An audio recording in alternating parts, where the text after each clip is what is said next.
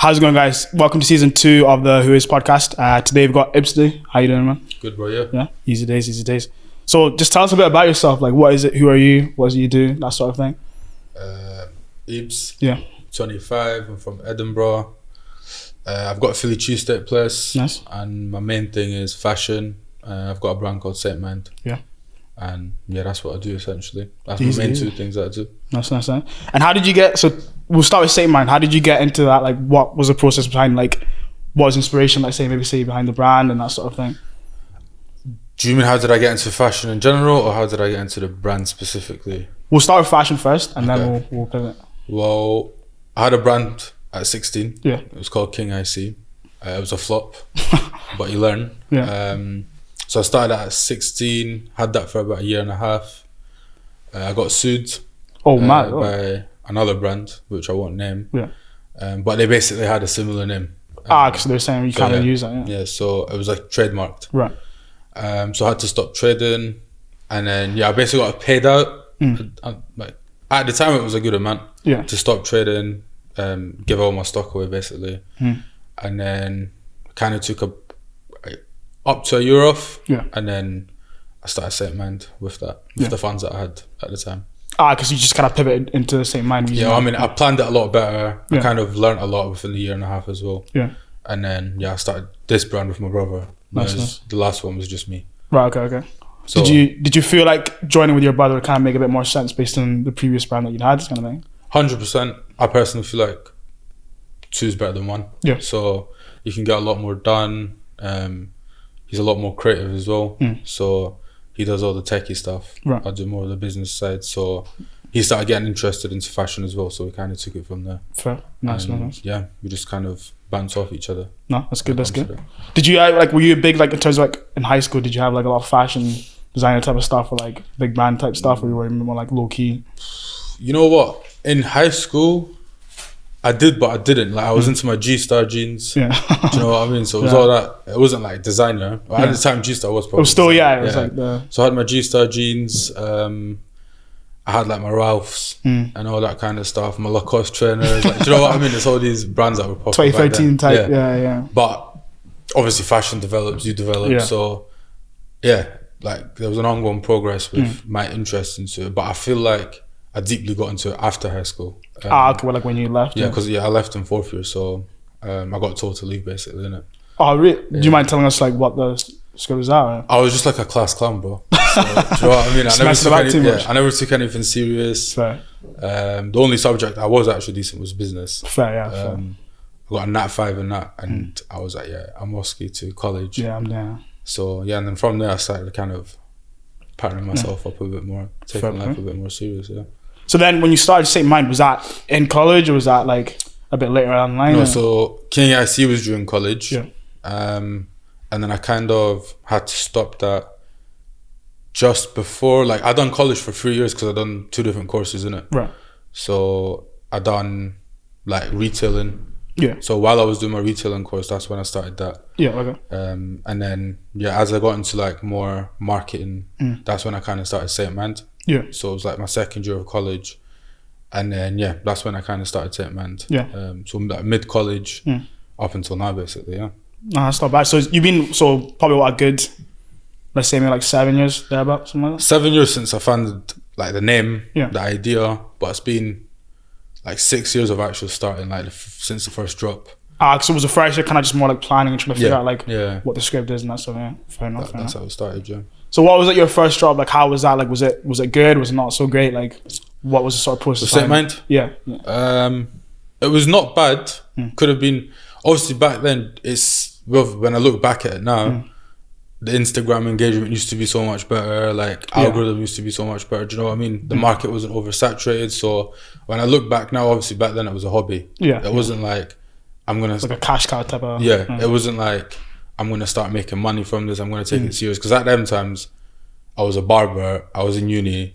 I was still young and just trying to figure out what you want to do. Yeah, it was more having a brand is cool. Yeah. But that's a thing now as well. Do you know what I mean? It's so not a lot of people are starting to do that now, now as well. But I had that thought process at that age. So I kind of started like that. And then I kind of started taking it more serious after COVID. Right. But up until then, yeah, it was basically just hobby. First drop, I still got I probably got like 15 sales on my first drop. I just done like 2 long sleeve t-shirts, a couple caps, a few side bags in like 2 different colors, and I had like 1 like chinos type of vibe, like trousers. So that was my first drop, and I could do that much because of the funds I had from a previous brand. But yeah, it wasn't the best, but yeah, compared to then, obviously the quality and everything's like elevated a lot. So like, how have you found it, like being the owner of a business and even just trying to like market the brand in the first place ever since that point? Like, what did you tweak and change? Obviously you said quality is one of the things, but what other things did you tweak to say, okay, this is the things I need to move for me to make more money or get more eyeballs on like the clothing and stuff like that? But obviously as time goes on, you get inspired by all these other brands that come into the market. Like, for example, my fashion sense back then was like, with my first brand, my aim was to get into places like Foot Asylum or like, like brands like Sick Silk, Be Inspired were popping back then to an extent. That was a fashion like sense back then. But as the years obviously went by with Saintmind, I started looking into other like independent brands, and I was like, nah, forget Foot Asylum, forget this. Do you know what I mean? So I was just like, I need to obviously take better pictures, get better content. And when you're kind of in the game, like I've always been someone that learn as you go. Do you know what I mean? I like doing research to an extent, but again, back then I never used to put my time into research or look at the market or all that kind of stuff. So it was more, if I see something and I get inspired by it, I'll kind of do something similar. So it's like contemporary fashion, if that makes sense. Do you know what I mean? So whether that was for designs or marketing or whatever, but now I'm at that stage where I need to be a little bit more creative and bring something new and try to set a trend myself, if that makes sense, rather than copying these brands or whatever. Because now I'm in that position where I don't really get inspired by any UK brand. Right, do you know what I mean? Okay. So I always look at brands from like Japan or America or Germany. That's the type of brands that inspire me, because I feel like the UK streetwear scene's all the same. Personally. Yeah, bro, 100%. Because I feel like even me, I think that's one thing I've said to a lot of my friends. I've been like, look, you can start a clothing brand if you want to, but like if you're gonna do it, you need to do it like, you need to do it in a way that makes sense. Because I feel like a lot of people, they'll just like do screen print, they'll just get something screen print and then that's their brand, and they'll just do that for like years. And I'm like, in my personal opinion, I feel like you need to be more creative than that if you're gonna be 100%. A clothing brand owner. Fair enough, if you just want to make cash, different story. But if you actually want to be like, this is your main bread and butter, I mean, I feel like it needs to be more than just like screen print or more than just like little embroidery here and there or that sort of thing. So I'm with you there. I'm with you, because I feel like in America they seem to do more stuff that's like out of the box. It's like more out there. Do you know what I mean? Plus they're marketing. And in my personal experience, I just feel like Americans are a lot easier to talk to. I'll be honest. People in the UK are just like up their arse, man. I can't lie. Bro, don't even get me started with this. All my friends would be like, this guy talks about this all the time. Even in the podcast, I've said this before, that I personally feel the American market is better for a creative in general. Yeah, 100%, I just don't. 100%. I don't feel like the UK facilitates being a creative well. I'm not saying you can't. There's plenty of people like doing it, but I feel like it's harder to really push the limits. Do you know what I mean? As a creative, yeah, you need to have that network. Even if you want to push yourself in the UK, I feel like you need to have that network in America, or be amongst the right group of people to actually push yourself in the UK. Does that make sense? 100. Like, even if you look at brands like Cortez with Clint, like he had Virgil by his side at one point. Do you know what I mean? So the accolades, that pushed him even more in the UK. So definitely, there's always a balance. On that topic, then, do you feel like you would ever take Saintmind to the US then, or like maybe just outside of the UK? Well, Saintmind is mostly outside of the UK right now. Okay, so mostly mainly France, Germany, and America. Okay, so it makes sense. So the UK is kind of our 4th top location, order-wise. Yeah. Obviously, like socials-wise, it's like it is UK, but America, France, Germany as well. But yeah, it just depends really. Like obviously, when I'm doing ads, if I'm doing like organic content, it just depends who it reaches, and it can always be different. Like one drop of mine done, like at one point it done really well in Switzerland. I got a lot of orders from Switzerland, and then a different drop's done the best in like the Netherlands. So you kind of so always changes, but it's obviously better. So I'm still trying to figure that part out as well. Do you know what I mean? I see. Again, I'm at that phase or learning stage of, let me figure out the target market exactly now. Yeah, and like then I know what my audience's interests are, Mm. but it's more about demographics now. Does that make sense? Yeah. And geographics and stuff like that. So Yeah. So you've spoken a lot about ads and even just like socials. Like you are quite a big social presence on Saintmind specifically. Is there any specific like thing that you did to kind of get that ball rolling, or you kind of more or less like see what sticks kind of thing? to be honest, I mean, personally for me, I feel like I've been doing it for 6 years. Having like 24,000 followers is nothing in it. So I've got a decent amount of followers in the sense of they kind of engage a little bit. Again, like the algorithms fucked everything up. Yeah, like, absolutely. Instagram. So, but in terms of like pushing it out there, it's obviously the ads, the return on ad spend that you're making. I've tried the Facebook ads for like 6 years now. So I've kind of understood the assignment to an extent of how I can market, or I know what's going to push out there. And I've got all that data throughout the last like, do you know what I mean? 6 years of me doing it. So it kind of helps a little bit. But you need to spend to do that as well. It's not, it's not free, do you know what I mean? So you're looking at over like 20, 30, 40 bags of like marketing. And that's not a lot for a brand that's been out there for 6 years, but it's still a point that you've reached. 100%. It's still a milestone. I just feel like it's, unless you've got a really strong community around you, which is another thing that we can get into after, but in Scotland that's difficult. Right, okay. Especially in the creative scene. Glasgow might be different, but again, I'm based in Edinburgh, so you'd be disappointed to know that's not much better. I'll be in my personal opinion. Yeah, that's what I'm saying. So it's a lot harder to do whatever you're doing in Scotland. Like it's not going to be easy in England either, but it is going to be a little bit easier. Yeah, a few steps might be already done for you. Exactly. So if you want to push it out organically and not spend much or whatever, then Scotland's not the place to do it, personally. Nah, I hear that. Well, before we touch on the community, so I've spoken to you one of the first few times I met you, you spoke about being part of a marketing agency, because obviously some of the terms you're saying are stuff that like I feel like in a marketing agency, the things that you would know and like kind of be on.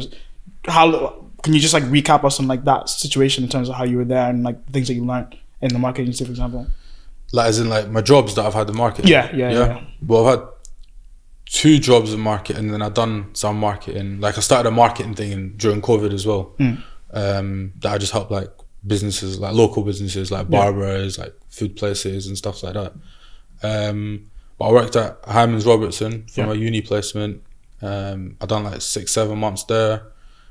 So that was more pension kind of stuff. But again, like I worked with budgets that were like 200-300k a month over there to do marketing.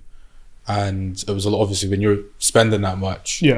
And when you're in the deep end and you're kind of like, shit, I've got 200k, I can't flop this. It has to go somewhat. Because like my role was an intern. But then when I went into that position, I basically became, I wouldn't say the head of marketing, but there was a smaller team called the incubator team. So it was a group of 7 of us, and that was a new project Hyman's were funding. So it was like new pension schemes, or do you know what I mean? So the women that was the head of marketing there left, and I was the only other marketing person in that team. So then everything just kind of came my way. So that's when I've never seen these numbers, like 200k a month, whatever, do you know what I mean? So that kind of put me in the deep end, and I learned quite a lot from there in terms of Google ads, Facebook ads, because I did have a bit of a help as well from a different team member. So yeah, that's kind of when my interest even went more. Like I went up a lot more, but obviously it was a boring subject. It was pensions. So, but I feel like with marketing, you can, depending on, it doesn't really matter on what subject or like, what should I say? Yeah, it doesn't really matter what subject, or like, even if it's like finance or whatever, I feel like you can still take away that skill and put it into somewhere else. Does that make sense? So the core marketing skill. So, and then the second job that I had was for an independent marketing firm. They were called Bridge, and they had like clients that were like golf courses. So they had like they had a wide range of clients basically. So that kind of helped me as well to tap into different markets and how I can market each business or whatever. So yeah, I learned quite a lot from that as well. And then I started having my own clients. Yeah, like on the just kind of your own individual clients and the thing. Yeah, within the company as well. Okay. Brought in like a few clients, and then after I left that, I was like, I'm just gonna do my own thing. Yeah. So that's how my whole marketing things kind of started. Yeah. And I had a bit of experience before all this because of Saintmind as well, or my brand previous. Yeah, like that before. My previous brand, yeah. So because I feel like that's even me. I think last year is the first time actually we started getting into some of the things that you're talking about, like ad spend and WHOIS and all these sort of things. But I never worked a job or anything like that to like, so I don't know maybe as much as you would, obviously, that sort of thing. But I think it's something that people should look into, because I think especially for a clothing brand, it's quite important. Like I've got clients that I've worked with who majority of their money through the clothing brand comes from paid ads and that sort of thing. So it seems to be like something that's worth looking into for sure. Or would you say, and at least in your case, anyway? It is, but I feel like when you're just focusing on Facebook, so that's why like now I'm trying to make sure that I've got more. Like I'm trying to do like, say for example, TikTok ads, Google ads, Facebook ads, even Snapchat ads. Do you know what I mean? It's just more about having different platforms to actually spend on, because if Facebook flops or if something happens to Meta ads or whatever, it's too much. You're investing everything. You're putting all your eggs in one basket. Does that make sense? So that's why it's always better to tap into different platforms as well and spend. So that would be my advice. But yeah, like I studied marketing in uni as well, so didn't really help. Honestly, I wouldn't even advise doing marketing in uni. No, I didn't even use anything. Everything I've learned in uni about marketing, I've not applied it once. I'm not even joking. Wow. So they don't teach you about things like ad spend or how to make your money back. They'll just teach you about frameworks and stuff. Do you know what I mean? Or like kind of like ideas and that sort of thing. So that was me. That's my personal opinion. But if I wouldn't even bother with uni. No, that's fair. I always say this because like uni is one of those things I feel like for some people you benefit more from just like meeting people and that sort of stuff 100%. than you would from an actual degree. Like even me, like I did a cybersecurity degree, and that was a good degree, but at the same time I've never touched it. Not because I hate or anything, but just because it's not really what I want to do. Do you know what I mean? Yeah, exactly. It was one of those things to take the box off from the parents, and then that's me. Do you know what I mean? So plus it's free in Scotland. So exactly. Yeah, you're not paying anything for it. If I was in England, I would not be getting into that to go to uni, man. I'm not even questioning it. Yeah, nah, not at all. We'll pivot into the community then, because you touched a bit on about how you don't feel like Glasgow is like a good, Edinburgh specifically is one of the better places to build a community. Like, what's been your experience in terms of building Saintmind's community in Edinburgh and at WHOIS? Do you know what? What made me realise that the community in Edinburgh is horrendous is there was this one time I done free like merch giveaway at the Meadows. So I put on my Insta. I never do these things on my brand's page, because it's more of like a local thing. Do you know what I mean? That's for me to like tap in to like the people that are in Edinburgh. Does that make sense? Like build more of a relationship with the locals. I do need to do that with Saintmind, but that would be more of like a big like pop up or whatever. That's what I'm planning to do this year as well. But in Edinburgh, I've done like a free thing, like free merch giveaway type of thing. Like it was from like the boot of my car. Does that make sense? So it wasn't like nothing fancy. But still, like who doesn't want free hoodies or free days? Free like, t-shirts. Do you know what I mean? Like, and bro, like I think like 20-25 people turned up, which is not the worst. But at the same time, if I put more effort into it, or if I'm, again, it's another thing of like doing a local ad and boosting it on Instagram or something, like made a nice poster or whatever and I boosted that. But then again, I was thinking, why am I paying to boost something when I'm giving stuff for free?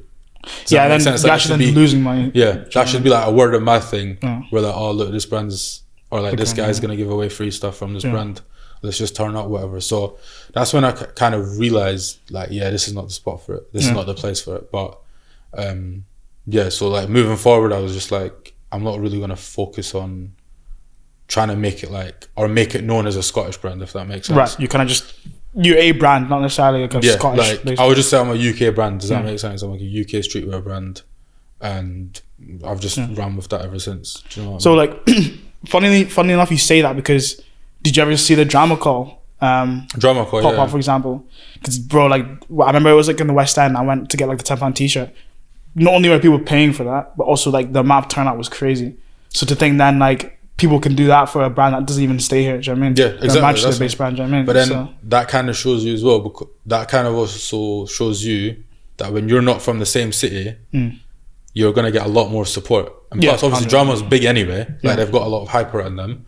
But yeah, like if I was to go maybe somewhere like Manchester or London, and I had a few connections there, and I told that certain someone like, can you come along to my pop-up to bring more people? Like it's most of the time, like you can go to Soho or Shoreditch, and you can wave around a t-shirt and be like, yo, free tea, whatever, and you'll get a crowd. Someone's gonna be like, oh wait, do you have any more? Do you get me? So and you'll form a crowd. Like I've seen brands do this. Do you know what I mean? Like brands that don't even have, that are like still new, or like they're not gonna like turn up like people do for like Cortez and stuff. But as soon as like this guy's like got like the mic, like free teas, like bro, there's a bunch of people, and like that's like perfect marketing for you to then go and snapshot that. Like take a pic of it or take a video. It shows hype, do you know what I mean? It shows people what certain product. Put it on your gram or put it on TikTok, whatever, and then people are going to speak about it. Do you know what I mean? 100%. So when you do that, you can maybe do that on like Buchanan Street in Glasgow and try it out, but chances of that happening, I don't know. It's not very. I'll be honest. Even some of the bigger brands I know here, even then they probably wouldn't pull in a crowd like that. I'll be honest. Like that, the same way that the drama call guys did, for example, when I was in the West End. So do you know what I mean? It's like, obviously, I don't know if you know Jay Monroe, that was Last Lesson. Name rings a bell. He started like recently as well. I don't know him personally, but I've seen his branding and stuff. Like he's based in Scotland as well, and even him, like, fair play. Do you know what I mean? He's probably got a lot more P's than any of us when he started. And all that kind of stuff, since he's done all this modelling for brands and stuff. So he's got good connections. But like he brought K-Trap to Glasgow. When he done this handout stuff, and you would assume that a lot more people would turn up when K-Trap somewhere. For a big name like K-Trap, do you know what I mean? But then it wasn't even that mad. Like it was like the turnout was still there. Like don't get me wrong, it was still good content that he took and stuff. But turnout could have been a lot better, considering who he was bringing in and stuff. Exactly. Do you know what I mean? Because I feel like if he did that same thing in London, bro, like people would be there. The same brand, same like K-Trap specifically. Do you know what I mean? Like so. Yeah, that's the thing. So that kind of gives you an example of the community side of things and stuff like that. But just depends really. I feel like the fashion sense in Scotland is not the same. What makes you say that? But let's be honest, like a lot of people still wear skinny jeans. Do you know what I mean? Like that's one example. So fair is not fair. Like oversized, baggy. Do you know what I mean? Things that are out there. Like if you wear, like you can't. To me, like I've been around like a lot of fashion people or like fashion scenes or like artists, or do you know what I mean? People around these artists, and when I look at when I see these people, I'm like, like in my head, I actually sometimes think, I'm like, if this person dressed like this in Edinburgh or Scotland, they would just get violated. Do you know what I mean? You can't dress as yourself, like to an extent. Like you have to fit the crowd in Scotland. I've noticed that because I obviously grew up in Edinburgh, right, which is obviously where the brand is based, and bro, like growing up in Edinburgh is even worse than here, because it's like you do anything that's out of the norm in Edinburgh, people are like, what the hell is this guy doing? What I'm saying. Do you know what I mean? Like you literally wear something like an outfit you're wearing now, people looking like, what's this guy wearing? What do you think he is? Or like I remember there's a podcast I was on recently, and there was a guy called Andrew, and he was saying about quote unquote gimp culture, where it's like anything that you do that's not like within like typical people's like 100%. Behavior. It's like, oh, like he's a gimp, man, look at him, he's a gimp for wearing that, he's a gimp for starting a brand or posting content and that sort of stuff. So I feel like up here it's quite bad for that, like in the fashion specifically. I do hear that, I'm not gonna lie. Because even when you go back, I hate to be like, oh, like England and that, but at the same time when you go down there and you see some of the people, that was like, oh, okay, like so this is what they're doing and this is what they're putting on, and nobody bats an eye, nobody's looking at them being like, oh, what's he wearing, or what's he doing? Like if you're walking in like Soho or Shoreditch or whatever, or like I don't know, just like central London, you'll see the maddest outfits, and people are just going about doing their thing. Like, do you know what I mean? It's not like, think of it this way: if you were to wear a massive like fur coat, but people are looking at you like. But here, like you go 5 minutes down the road, everyone's like this. Yeah, that's what I'm saying. Do you know what I mean? It's as simple as that. When I dropped my Digicamo tracksuit, like what was like cargos and a track jacket basically, and I was wearing it out, and obviously it's like it's out there. Do you know what I mean? It's not like just black or anything. And like the amount of people that I see staring, I'm like, is this a good thing or a bad thing? Do you know what I mean? I don't know. So, but like if that was anywhere else, people are just like, they don't care. Do you know what I mean? I was leaving in County and actually start asking about it. I'd be like, oh, so where's this from? Do you know what I mean? That's the difference with Scotland. So that's why I'm not hating on Scotland. Do you know what I mean? But it's just more about, this is just like based on one specific topic, like fashion. But Yeah, that's why I've just kind of just made it a UK brand. Some people think I'm not even a UK brand. I've like worked with stylists that thought that I'm based in America or Spain or whatever. Do you know what I mean? So that's the kind of road I'm willing to keep going with, because I'd rather be known as, or you're a Spanish brand, or you're a UK brand, or you're an American brand. Ambiguous. Obviously, it's good to have an identity, like where you're set in stone. But at the same time, if someone thinks you're like, I don't know, a Spanish brand, which I've had quite a bit recently because I worked with a few Spanish artists. I actually see it and think, okay. And they're like, that kind of shows me that, okay, I'm reaching the right people in that kind of region, in that country. Do you know what I mean? So, yeah. Fair. On that same topic then, like what is the future of like Saintmind? Like what are the sort of things that you kind of, let's say like next 2, 3, 4, 5 years you kind of want to do? Honestly, I never plan like 3, 4 years ahead. Yeah. But like I've got like short-term goals. So obviously like this year, I'm gonna like try my hardest to like double up, like, double the business. Obviously it's easier said, it's like easier said than done. Yeah, but, absolutely. Yeah. Obviously I'm at that stage where like my revenue is gonna keep growing, if that makes sense. It kind of makes it easier to, like, I'm just under the 6-figure mark, so I'm trying to hit the 6-figure mark this year. That's revenue, and yeah, basically just keep going. I've got a few things like a pop-up that I'm trying to do this year. It's not set in stone, but I actually might just open like a proper Saintmind store. Oh, okay, like a what you got, customer facing store kind of thing. Yeah. So when I say store, I don't mean just like for the clothes. I'm thinking to do like a minimal cafe type vibe. Oh, nice. With like merch in it as well, like clothes in it as well. So working on that, obviously trying to find the right location and stuff. But yeah, that's what I've got planned for this year. Obviously getting more people to wear it. Seeing more customers wear it and all that kind of stuff. So that's like the main goals for this year, to basically just keep going, obviously push more content out, be more creative. That's the plans for this year. In the future, I would say I don't ever see myself like stopping Saintmind. Obviously I want to keep building and building and building, and basically just get to the point where I'm like, yeah, you know what, I've gone clear to an extent. Like you can live a good life, be comfortable. Obviously you always want more, do you know what I mean? But like my aim is, like my goal has always been, like before I'm 30, like with the brand, is to hit like 200-300 bags a month on sales. Do you know what I mean? Which is like 3-4 M's a year, 5 M's a year. So like once I get to that stage, obviously once you do get to that stage and you keep pushing, you'll keep growing anyway. Automatically just kind of you'll keep growing anyway, depending on how you obviously reinvest everything and stuff like that. But that's obviously that's the goal for like the whole future and stuff like that. But yeah, as of now, I'm just trying to push, and again, I'm just that normal brand still that's trying, do you know what I mean? Yeah, pushing out like the WHOIS kind of thing. So obviously you have Saintmind, and then Phat Fellas is a newer adventure that you've kind of been on. What kind of got you into that specifically? Like, how come you wanted Philly cheesesteak specifically out of all the businesses you could have? You know, that's a good question, bro. Because now that I've got this food place, but it's just draining the life out of me. Do you reckon that? Yes. I would, if I could rewind, like I don't regret it, like to the point where it's like, why did I do this? But everything I had planned, like obviously it's been a year now. My man was telling me, yeah, you're gonna work there like for 3 to 6 months, then you'll get all your stuff in, and you'll just be like that guy that comes and checks out, make sure everything's good. Yeah, and even if I was to work 1 or 2 or 3 shifts a week, I'd be blessed. I'd be happy with that. Yeah, you're okay with it. But it's not the case. It's the complete opposite, bro. Like, nah, you're working more than ever. I worked like 7 days a week for the first 4 months, like non-stop. And our opening times at them points were longer. They were 12 to 11. So I done that 7 days a week for the first like 3-4 months, I'd say. And then even now, I'm at that position now where I've got 2 days off a week in there. Do you know what I mean? So I'm still working in there 5 days. Sometimes I'll go in a bit later, but I'm still doing a shift. So yeah, and then obviously juggling that. The idea kind of came from, I was like, I had a Philly cheesesteak.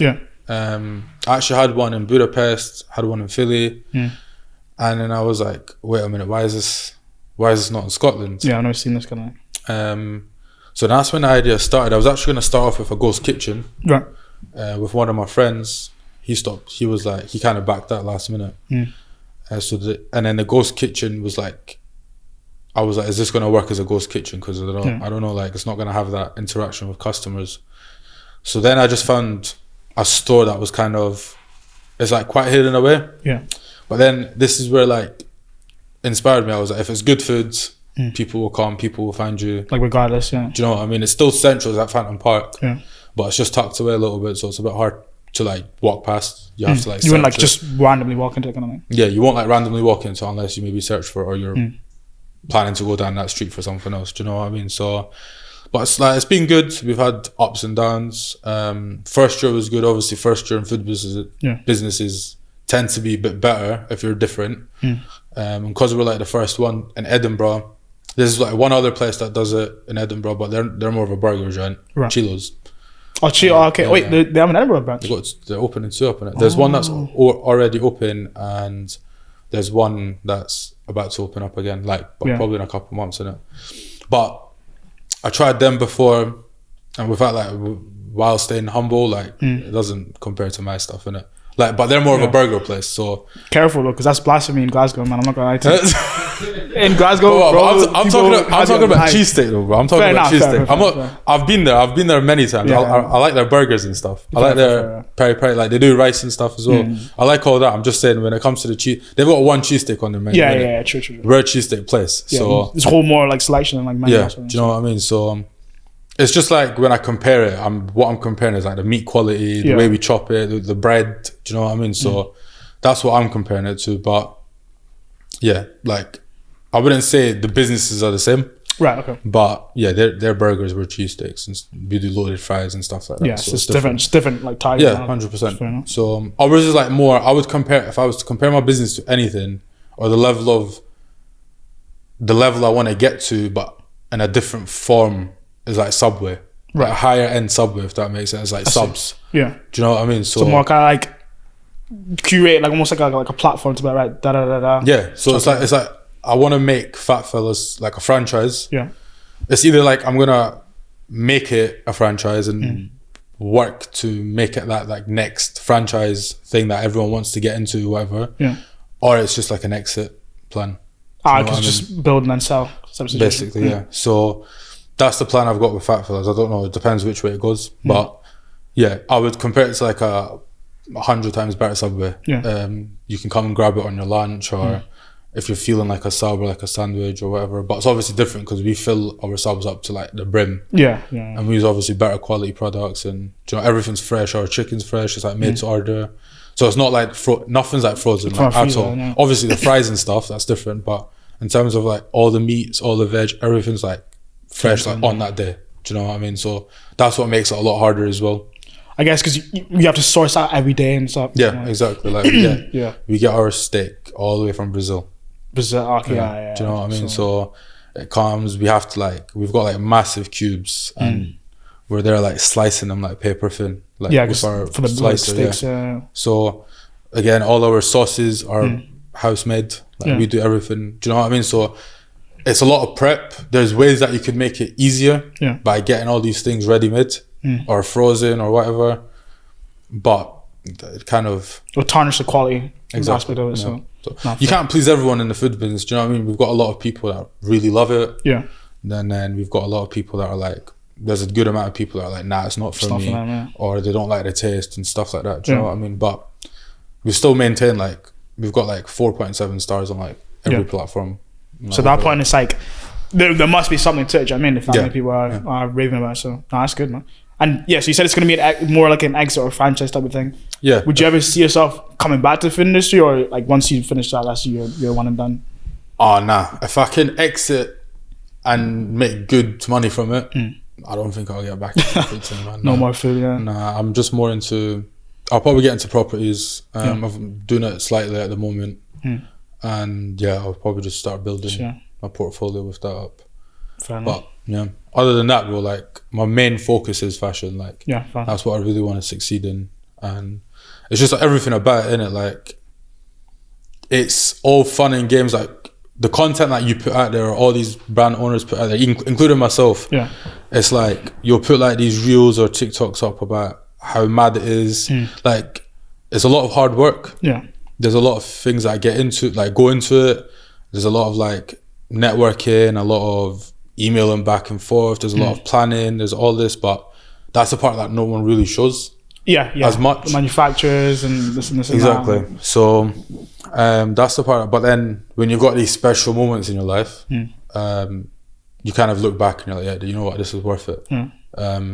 So I've been, I don't know how, but I've been lucky enough to, especially being based in Scotland, to make a lot of connections with, especially like artists like Friday, O'Malley, and Gianni from Power and all that stuff. Like, these are actually people that I speak to quite often, like on a regular, do you know what I mean? So it's good.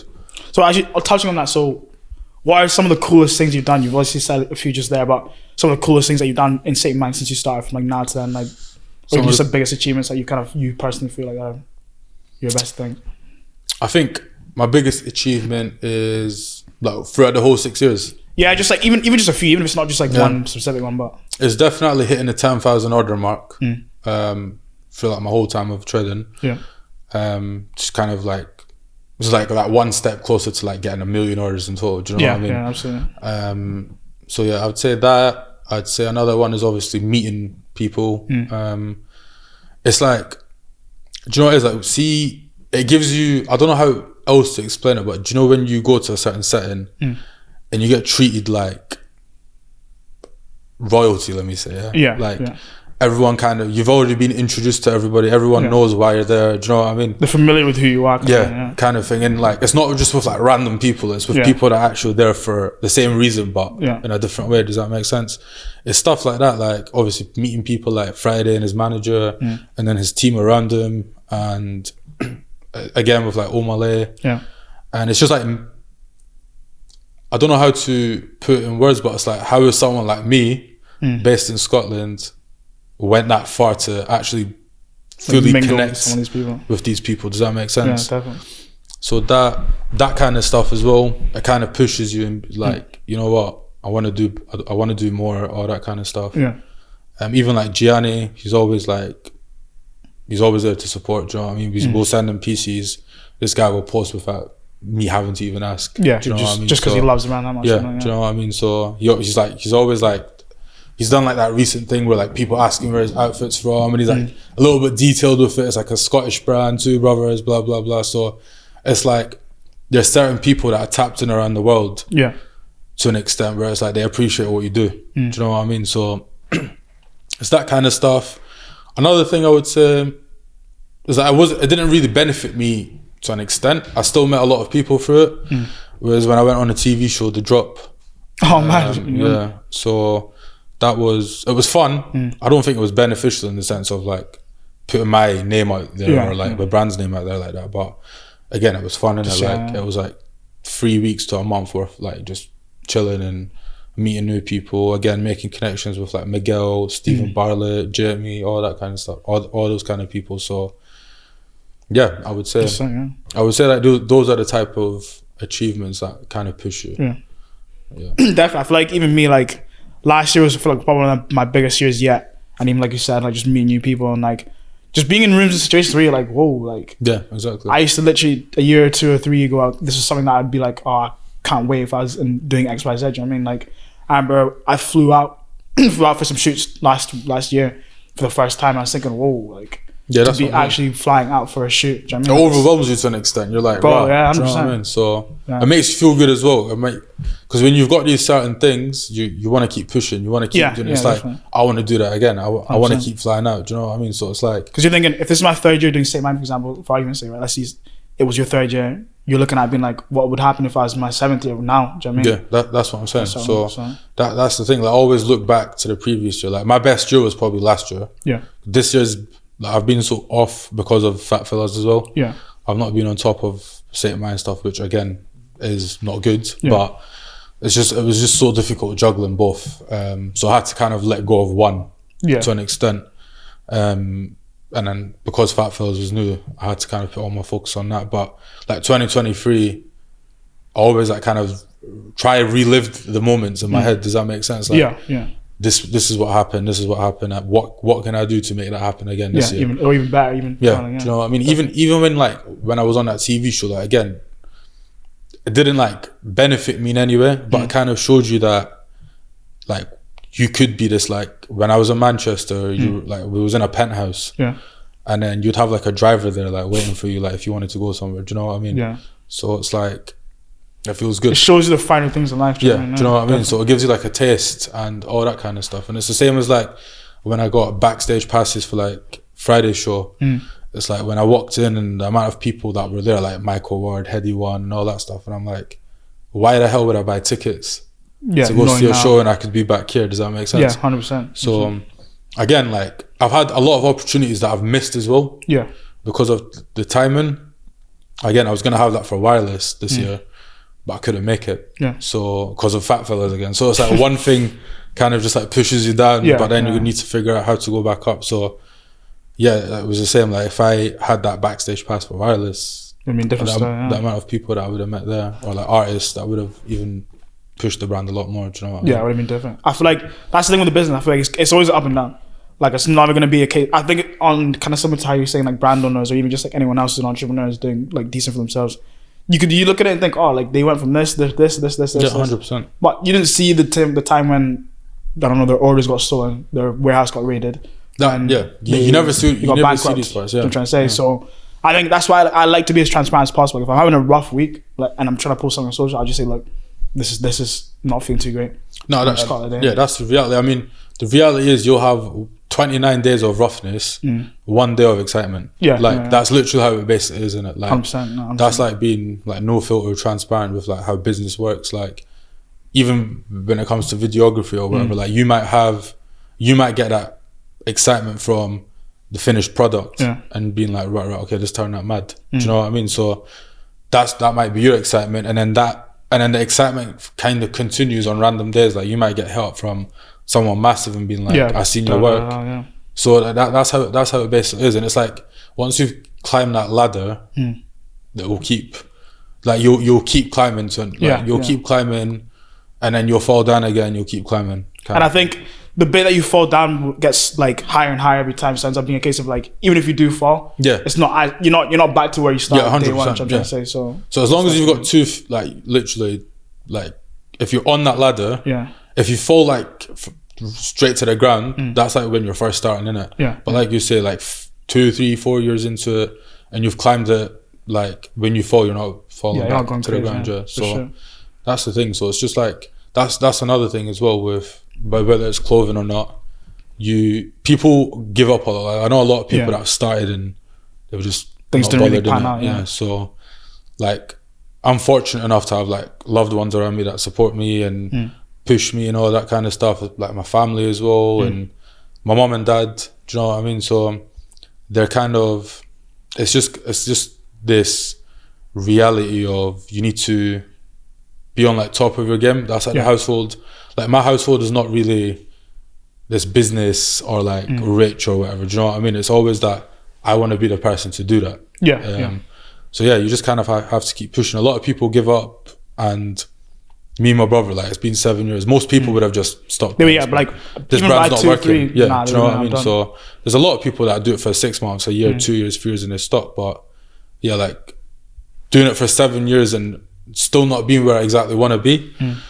I would say is an achievement on its own for just like constantly going, if that makes sense. So and the fact that you can run a full-time business alone, bro, like what is it? I think there's a statistic where it's like 90% of businesses fail within the first year. So to even be within the top 10% for the first year, alone, probably the top 1% after 7 years. You know what I mean, so doing good, man. So now we're getting there soon. Sure. But yeah, we've got more things coming this year. But yeah, this will definitely double by size this year. Sounds good. We look forward to seeing it. We'll probably wrap it up there, but it was good having you on. Thank you, bro. And, thanks for having me. Hopefully we'll see you again in the future. Hopefully, year 8, year 9, that sort of thing. So have a chat then, innit? Yeah, 100%. All right. We'll catch you guys in a bit, yeah?